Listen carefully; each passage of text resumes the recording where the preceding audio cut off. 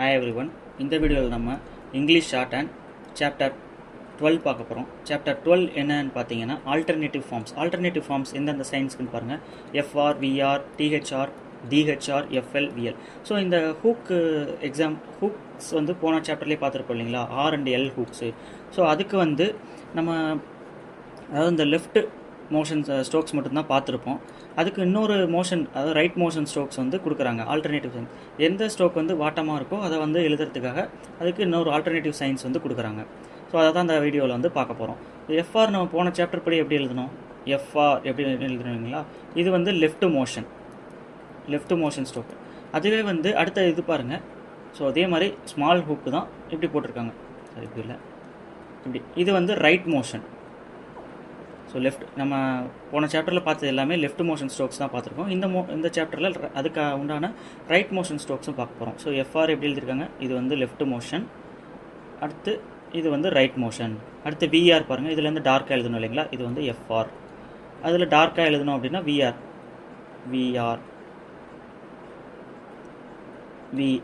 இது வந்து விஆர். அடுத்து டிஹெச்ஆர், லைட்டாக எழுதணும் இல்லைங்களா, டிஹெச்ஆர். அதுக்கு ஆப்போசிட் சைடு மாதிரி டிஹெச்ஆர். அடுத்து பாருங்கள், இதில் டார்க்காக எழுதணும்னா டிஹெச்ஆர். சரி, டிஆர். அடுத்து எஃப்எல் எப்படி எழுதணும், இதில் வந்து லார்ஜ் ஹூக் இல்லைங்களா, ஸோ எஃப்எல். அதே மாதிரி ரைட் மோஷன் எஃப்எல்.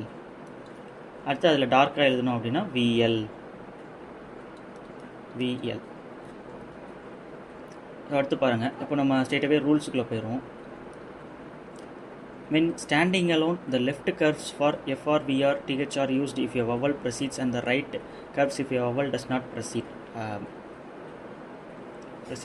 ஸோ வந்து நம்ம ஒரு வேர்டு மட்டும் ஒரே வேர்டில் மட்டும் தனியாக இருக்குது அப்படிங்கும்போது, ஒரு வேர்டு வந்து வவல் வந்து ஸ்டார்டிங்கில் வருது, அதுக்கப்புறம் வந்து இந்த எஃப்ஆர், விஆர், எஃப்எல், விஎல் இது வருது அப்படின்னா நம்ம லெஃப்ட் மோஷன் தான் யூஸ் பண்ணுவோம். ஃபார் எக்ஸாம்பிள் ஃப்ரே அப்படிங்கும்போது எஃப்ஆர் போட்டு இந்த மாதிரி செகண்ட் பிளேஸில் ஃப்ரே அப்படின்னு வைப்பாங்களா. இப்போ அஃப்ரே அப்படின்ட்டு வரும்போது ஃபஸ்ட்டு வவல் சைன் வருது இல்லைங்களா, அந்த மாதிரி சுச்சுவேஷனில் நம்ம லெஃப்ட் மோஷன் ஸ்ட்ரோக் தான் யூஸ் பண்ணணும் அஃப்ரே அப்படின்னு சொல்கிறாங்க.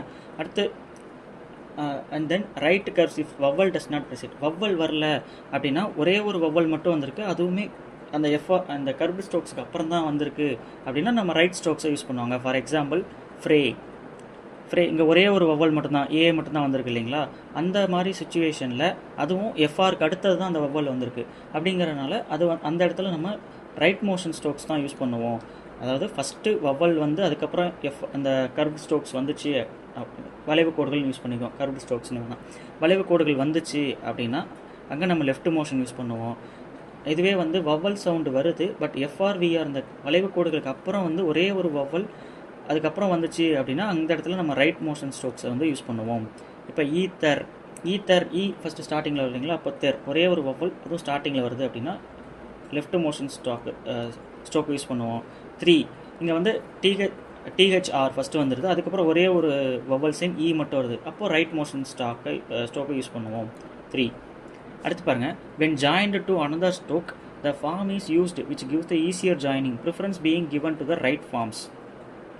ஸோ இந்த மாதிரி இன்னொரு ஸ்ட்ரோக்கோட ஒரு பேராகிராஃபில் வந்து ஒரு வேர்டில் வந்து நம்ம ஸ்டார்டிங்கில் எழுதும்போது அடுத்த வர ஸ்ட்ரோக்கோட ஜாயின் பண்ண எது ஈஸியாக இருக்கோ, வெதர் இட் இஸ் ரைட் மோஷனாக இருக்கலாம், லெஃப்ட் மோஷனாக இருக்கலாம், எது நமக்கு ஜாயின் பண்ண ஈஸியாக இருக்கோ அந்த ஸ்ட்ரோக் வந்து எழுதிக்கலாம் அப்படின்னு சொல்கிறாங்க. இப்போ ஃப்ரைடே இது ஜாயின் பண்ண ஈஸியாக இருக்குது அப்படின்றனால லெஃப்ட் மோஷன் எழுதிக்கிறாங்க. ஸோ இது வந்து இந்த ரைட் மோஷன் ஏன் எழுதலை அப்படின்னா ஆக்சுவலி ஃப்ரைடே இந்த மாதிரி வரும்போது இது அப்படியே கண்டினியூவாக வர்ற மாதிரி இருக்குங்க இல்லைங்களா. ஸோ நமக்கு எஃப்ஆர் தெரியாது, இந்த டி தெரியாது, என்ன ஸ்ட்ரோக்குன்னு தெரியாதுன்றனால இதை அவாய்ட் பண்ணிட்டாங்க. அடுத்து பாருங்கள் விர்ச்சு. ஸோ எஃப்ஆருக்கு அப்புறம் இந்த டேக்கு டி சைன் வருது, இங்கே டி சைன் வருது, ஸோ ரெண்டுமே ஒன்று தான். அடுத்து பாருங்கள் ஃப்ரேம். இன்னொரு கண்டிஷன் பின்னாடி பார்ப்போம். எப்போவுமே வந்து ஆல்ரெடி இந்த கண்டிஷன் பார்த்துருப்போம்னு நினைக்கிறேன். எம்முக்கு முன்னாடி எப்போவுமே இந்த டவுன்வேர்டு ஆர் தான் வரும். ஸோ எம்முக்கு முன்னாடி எப்போவுமே இந்த டவுன்வேர்டு ஆர் தான் வரும். ஃப்ரேம் எஃப்ஆர் வந்து ரைட் மோஷன் எஃப்ஆர் எழுதிக்கிறாங்க. ஃப்ரேம் நம்ம லெஃப்ட் மோஷன் எழுதுனா இந்த மாதிரி இருக்கும். ஸோ இங்கே நீங்கள் அந்த வவல் சைன் வைக்க டிஸ்டர்பன்ஸாக இருக்கும் இல்லைங்களா, அதனால ரைட் மோஷன் எழுதிக்கிறாங்க. ஸோ நீங்கள் லெஃப்ட் மோஷன் வந்து எழுதுனா தப்பு அப்படின்ட்டுலாம் கிடையாது. நமக்கு அந்த வவல் சைன் வைக்க டிஸ்டர்பன்ஸாக இருக்கும் அப்படின்றனாலையும், சில இடத்துல வாட்டம் வராது அப்படின்றனாலையும் நம்ம ரைட் மோஷன் எழுதிக்கிறோம். நீங்கள் எப்படி எழுதினாலும் கரெக்டு தான். அடுத்து பாருங்கள், தெர்மல், லெதர். ஸோ உங்கள் ப்ராக்டிஸ்க்கு சம் இது கொடுத்துருக்காங்க examples. Generally, it will be found that the left curves join better with the strokes written towards the left and the right curves with the strokes written towards the right. அடுத்தது பாருங்க, FL and VL. The right curves FL and VL are used only after straight upstrokes. So straight upstrokes and horizontals. Horizontalனா நமக்கு நேர்கோடுகள், அதாவது K, N, M, இங். So இதோட எப்போவுமே வந்து right side strokes தான், right motion strokes தான் சேரும். அது வந்து FL ரைட் மோஷன் ஸ்ட்ரோக்காக இருந்தாலும் சரி, வேறு VL ரைட் மோஷன் ஸ்ட்ரோக்காக இருந்தாலும் சரி. ஸோ இந்த மாதிரி நேர்கோடுகள் வரும்போது ரைட் மோஷன் ஸ்ட்ரோக் தான் சேரும் அப்படின்ட்டு சொல்கிறாங்க. Right motion stroke. அதுக்கப்புறம் ஸ்ட்ரெயிட் அப் ஸ்ட்ரோக்ஸ் அப்படின்னா மேல் நோக்கிய கோடுகள், அதாவது ரா இப்படி எழுதுவோம், W இப்படி போவோம், ஒய் இப்படி போவோம். இதோடையும் இந்த மாதிரி நேர்கோடுகளோடையும் ரைட் கர்வ்ஸ் தான் சேரும் அப்படின்ட்டு சொல்கிறாங்க. அதுக்கு எக்ஸாம்பிள் கொடுத்துருக்காங்க. கேவில் அப்படின்னா கேவில். ஸோ இது வந்து ரைட் மோஷன் ஸ்ட்ரோக் இல்லைங்களா. அடுத்து நாவல். அடுத்து பாருங்கள், ரைஃபிள். ஆர்ன்றது upward straight stroke, so rifle. அடுத்து பாருங்கள், in all other cases the left curves மற்ற இடத்துல வந்து லெஃப்ட் கர்வ்ஸ் தான் யூஸ் பண்ணுவோம். ஒன்று படுக்கை கோடுகள், அதாவது ஹரிசாண்டல் லைன்ஸு, தென் வந்து அப்வர்ட் ஸ்ட்ரைட் ஸ்ட்ரோக்ஸ். இந்த மாதிரி இடங்களில் மட்டும் நம்ம ரைட் கர்வ்ஸ் யூஸ் பண்ணுவோம், மற்ற இடத்துல நம்ம லெஃப்ட் கர்வ்ஸ் யூஸ் பண்ணுவோம் அப்படின்னு சொல்கிறாங்க. அதுக்கு சில எக்ஸாம்பிள் கொடுத்துருக்காங்க. இப்போ ஃப்ளோனா செகண்ட் பிளேஸில் அஃப்ளோ. அடுத்து பாருங்கள், இன்டர்வீனிங் வவல்ஸுமே நம்ம 3rd சாப்டரில் பார்த்தோம் இல்லைங்களா. ஸோ அதே மாதிரி இங்கேயும் சில இன்டர்வீனிங் வவல்ஸ் வந்து கொடுக்குறாங்க. In order to obtain a briefer or an easier outline, and initially hooked form may be used even when a vowel separate L or even from the stroke. So இது ஒன்றும் இல்லைங்க, ரொம்ப வளவலலாம் படிக்க வேணாம். இப்போது நம்ம BR ஸ்ட்ரோக் வந்து பார்த்துருங்க. இப்போ பார்லி அப்படின்ட்டு இருக்குது, பார்லி. ஸோ இது நம்ம எப்படி ப்ரொனவுன்ஸ் பண்ணுறோம், பார்லி. நடுவில் ஒரு சவுண்ட் வருது இல்லைங்களா. நம்ம BRக்கு தான் ஸ்ட்ரோக் பார்த்தோம், BRக்கு தான் இந்த ஸ்ட்ரோக் போட்டோம். நடுவில் இங்கே ஒரு சவுண்ட் வருதுங்களே. இப்போ இந்த மாதிரி பார்லி அப்படின்னு வரும்போது இதே ஸ்ட்ரோக்கை போட்டோம் அப்படின்னா இது பார்லிங்க்கு வருமா, இல்லை வேறு ஏதாவது மீனிங் வருமா? பிகாஸ் இதை BR அப்படின்றதுக்கு மட்டும்தான் படிச்சிருக்கோம். அப்போ இங்கே ஒரு ஸ்ட்ரெஸ் எக்ஸ்ட்ரா வரும்போது அதை எப்படி நம்ம டிஃப்ரென்ஸ் காட்டுறது அப்படிங்கிறதுக்கு தான் அந்த ஃபஸ்ட்டு பிளேஸ் பார் சவுண்ட் வருது இல்லைங்களா. வவ்வல் வைக்கும். அந்த வவ்வல் வைக்கிற இடத்துல இந்த மாதிரி சின்ன ரவுண்ட் டாட் வந்து வைக்க சொல்கிறாங்க. இது வந்து ரொம்ப சின்னதாக இருக்கணும். ஆக்சுவலாக பார்லி சவுண்ட் வர்ற இடத்துல இந்த மாதிரி டாட் வைக்கிறதுக்கு பதிலாக அங்கே சின்னதாக ஒரு ரவுண்ட் போட்டு விட்ருங்க. அப்படிங்கும்போது பி அண்ட் ஆர்க்கு நடுவில் ஒரு வவ்வல் சைன் இருக்குது.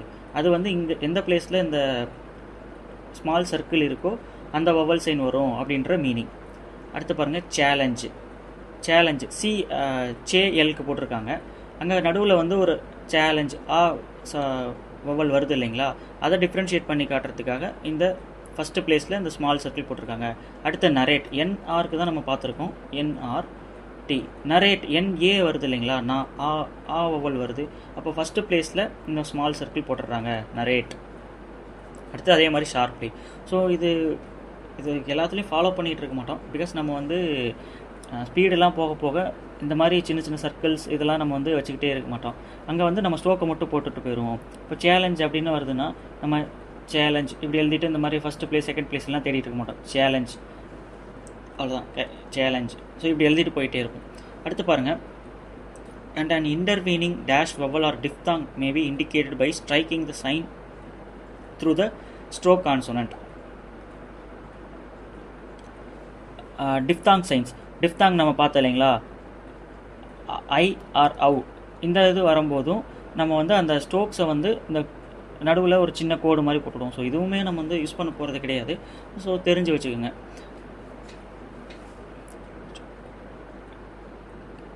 அடுத்து லெக்சர், எக்ஸாம்பிள் லெக்சர் அந்த மாதிரி சர் அப்படின்ட்டு முடியும் போது லாஸ்ட்டாக அந்த டிஆர் போட்டுட்டு அந்த டிஆரோட எண்டிங்கில் யூ போடுவோம் இல்லைங்களா, அதை வந்து இந்த மாதிரி கட் பண்ணுற மாதிரி போட்டுவிடுங்க. இது லெக்சர். இப்போ வல்ச்சர் அப்படின்ட்டு வருது அப்படின்னா, ஸோ வல்ச்சர் இந்த மாதிரி போட்டுக்கலாம். சர் வந்துச்சு அப்படின்னா, சர் சவுண்ட் வந்துச்சு அப்படின்னா அந்த ஸ்ட்ரோக் வந்து போட்டுட்டு அந்த ஸ்ட்ரோக்கோட எண்டிங்க்கு முன்னாடி இந்த மாதிரி ஒரு யூவை பாதியோட கட் பண்ணி, இந்த பக்கம் பாதி இந்த பக்கம் பாதி வர மாதிரி கட் பண்ணி போட்டுக்கோங்க.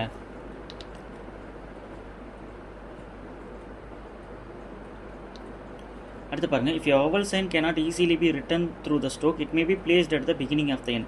ஸோ இந்த vowel sign, இந்த ஸ்மால் சர்க்கிள் பார்த்தோம் இல்லைங்களா, அது வந்து நம்மளால் எழுத முடியல அப்படின்னா இந்த மாதிரி சின்ன கோடு வந்து ஸ்டார்டிங்கில் போட்டுக்கலாம் அப்படின்னு சொல்கிறாங்க. ஸோ இதெல்லாம் நம்ம யூஸ் பண்ண மாட்டோம், இதெல்லாம் நம்ம ஸ்கிப் பண்ணிடலாம்.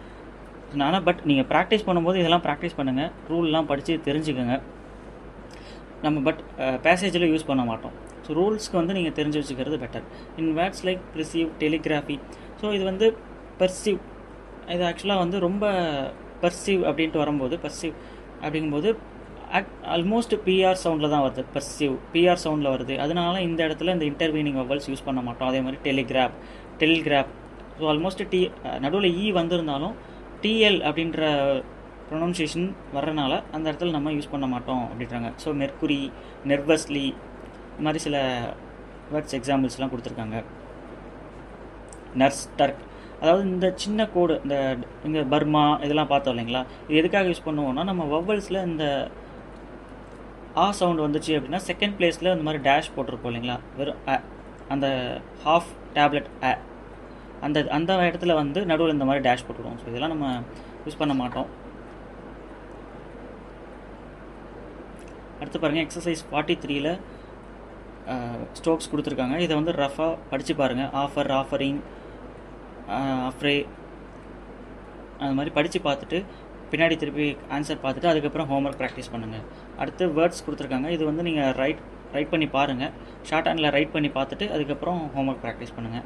ஸோ தென் வந்து கிராமலாக்ஸில் பல் ஸ்ட்ரோக்கு தேர்ட் பிளேஸில் போட்டோம் அப்படின்னா பீப்புள்லாம் அடிக்கடி யூஸ் பண்ணுவோம். அதே மாதிரி பிலீவ்டு, ஸோ பல் ஸ்ட்ரோக்கை தேர்ட் பிளேஸில் போட்டோன்னா பிலீவ்டு.